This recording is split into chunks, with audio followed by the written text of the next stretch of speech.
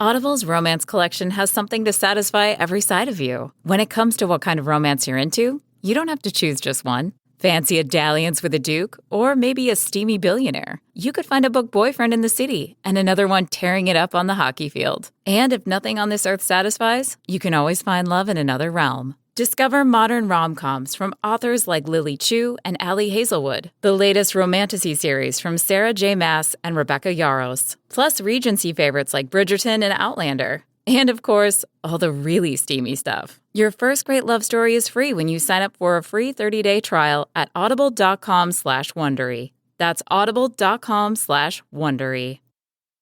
Thank you for turning to 10, your news leader. 10 News Conference with Gene Valicenti continues right now. And again, I'm Brian Crandall in for Gene. Joining me now, Providence City Council President Rachel Miller. President, thanks for joining us. I do want to start with the big news nationally of the week, the assassination of Charlie Kirk, a conservative. I'm guessing you disagree with him on just about everything. You're at the opposite end of the political spectrum. On a broader approach, what do you make of the political atmosphere these days as an outspoken progressive leader? First off, my sympathies and heart go out to Charlie Kirk and his family unreservedly. I think there is no role for political assassination in a democracy. And truly, like, every life lost to violence is a tragedy. I can say that while knowing that I disagreed with almost everything he ever said. We are at a moment when we need to disagree. And I think to make our democracy stronger, I think Providence gets this right. I think Rhode Island gets this right. We have 15 councilors. We don't always agree. The mayor and the council don't always agree. We are committed to being in conversation together because we were elected to work together to figure out the path for our city. So the national landscape is challenging. It can be scary. In Providence, I believe we are setting the right tone and working together. Is there ever a concern, or do you ever talk to other Democratic leaders? I know in Minnesota, right, lawmakers were targeted there. I mean, just, is it a tough environment to be a politician in general?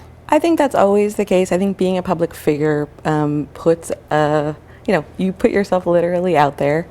I know for myself and for the council, we never want to get security in the face of accessibility, right? It's always going to be being able to be accessible to our neighbors and residents, and of course be conscious. We've had a few moments this term where people have been conscious of someone who was maybe behaving in ways that they could not. We had a good partnership with the Providence Police on that, but the whole balance is always going to be about accessibility and being together with our neighbors. I do want to pick up on the police since you mentioned them. You were critical of the Providence Police Department earlier this summer over their handling of an incident where immigration agents responded. They got in a car crash chasing someone, and they called the Providence Police. Officers showed up, and the body camera video, I think at one point, showed an officer saying, "How can we help?" And you were critical of that. You didn't think Providence Police should basically be helping ICE at all. Explain and defend that position. Sure. So we, at our core, right? And I think the city council is like honed in on protecting our residents so that we can all thrive. If people are afraid to go to the police to report a crime, we are not safer. If people are afraid in their home to leave their homes, participate in the economy, take their kids to school, that's not good for our city as a whole. There's a standing law that says that the Providence Police will not participate in immigration enforcement. So that has nothing to do with interfering with their ability to stand against crime, act against crime. It is entirely around participating in immigration enforcement. And right now, it is questionable what ICE is doing in our city. In cities across the country, there are huge lines of crossing constitutional boundaries. And we are, like I said, safer and have a position to thrive when police are not participating in that. But if there's a situation where federal agents, whether you disagree with what they're doing or not, are in a position where they need help from local police, should the local police not help them out, whether that's either with traffic control or crowd control, or, and you're saying definitely helping them put handcuffs on somebody is across the line, but isn't that a tough line if you're a police officer on scene, especially when there's fellow law enforcement officers who may need help? If there is a criminal action and there's a judicial warrant, there's nothing inhibiting Providence Police from participating. In fact, it is encouraged. In the case where it's murkier, the law is really clear. And I think we've had some positive conversations with civil rights attorneys in the city and beyond about how we can clarify. And again, the Corps is going to be continuing to be in communication with the Providence Police Department, leadership, making sure that we all understand the parameters. You were critical of ICE in general and what they're doing, but if they are doing what they state they're doing and trying to pick up violent criminals who have arrests in the United States who are here illegally, do you have a problem with that? I do not. There are very firm tools for people to pursue violent offenders, criminal offenders, and there's no place for criminal offenders on our streets. You need to follow the law. You need to follow the Constitution. You need to get a judicial warrant and move forward.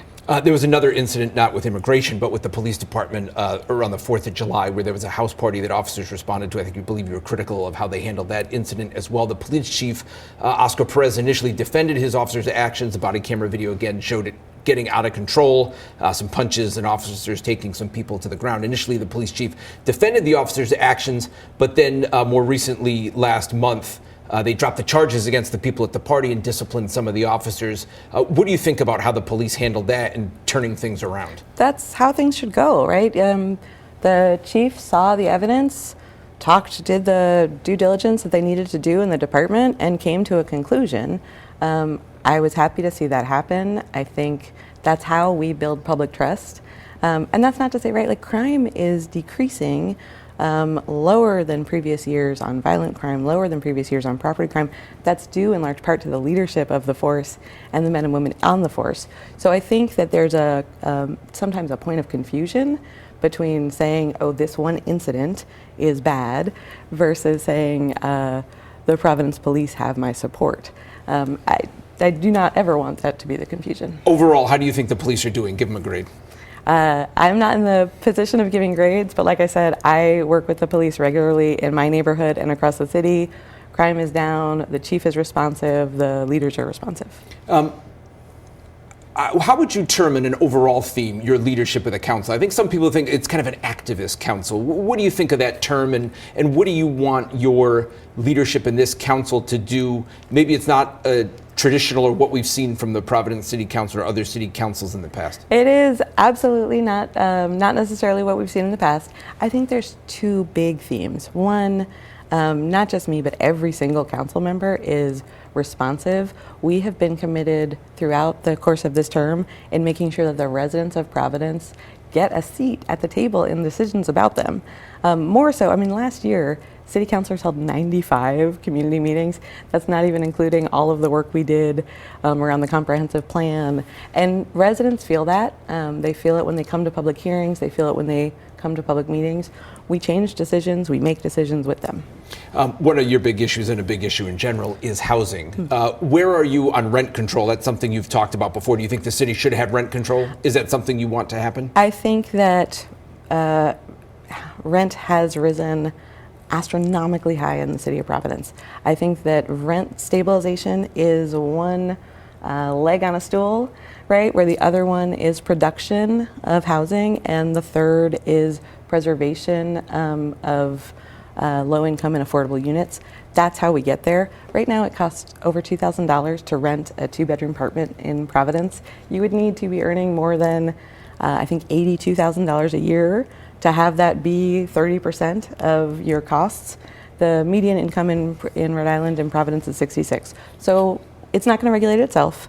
We need to do all at once. The mayor and the council and you have disagreed on housing policy on a number of things, the 8 law, the tax restrictions that help low-income housing. Where are you and the mayor on these things, and what's your relationship overall? So I think we have a strong relationship because we can keep talking when we disagree. We both want to close the loopholes that let certain actors in the housing market take advantage of what is meant to be for low-income affordable housing. That's the 8 law issue. We have different opinions on how to get there. I'm hopeful that we'll have something in front of the council this fall on that. Similarly, as part of the kind of housing piece, we've got buildings in downtown that are languishing because of, COVID work at home policies. We got to find a path to make it feasible for folks to translate those into residential units. I'm committed to that. What's your concern, frustration level with where things are at with the Superman building? Talking about turning some space into housing. The Superman building, I think everyone is frustrated with the slow process. I think we also understand that is a very large undertaking, and the market has been wildly volatile in the time that it's happening. Do you think it's still going to happen? Something will be happening with the Superman building. I think that, yes. Okay.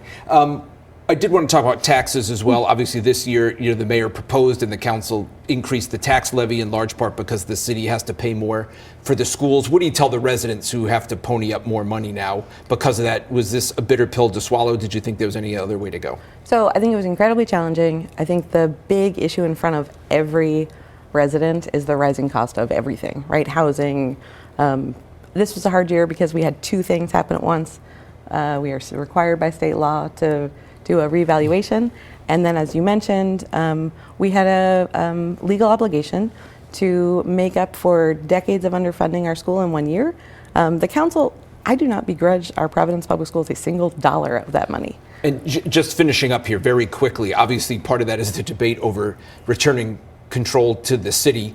Do you think the city is ready and prepared to take control of the schools? I know the mayor wanted it in July. Absolutely. The state's not doing that. Do you want the schools now? Absolutely. I think mayor, council, school board are working together to move that forward. Thanks to our partnership with RIDE, this term alone, we have delegated $400 million to make sure that every student is in a new building or in substantially rehabbed building. $400 million last term as well. We're ready to take back local control. All right, we'll see what the state does.